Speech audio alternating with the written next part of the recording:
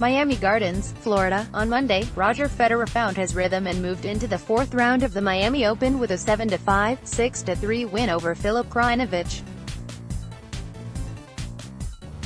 I thought it was a high, intense match in the first sort of 10 games.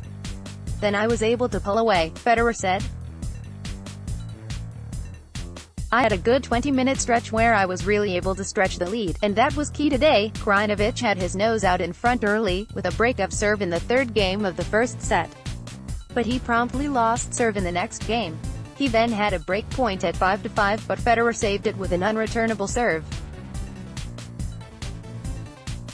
Before Krajinovic could blink, he'd lost the next two games.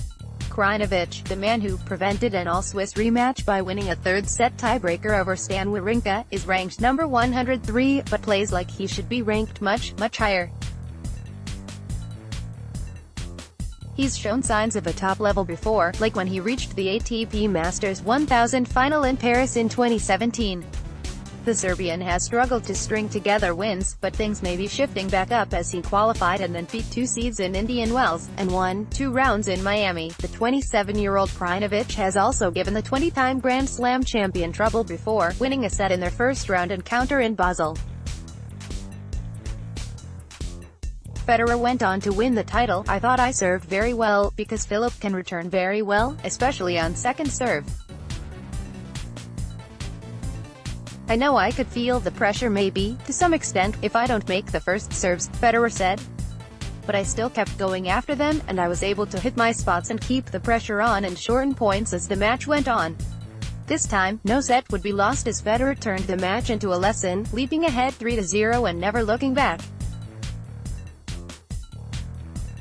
In the final game at 5-3, he almost served 4 aces. The one on match point was overturned by a challenge.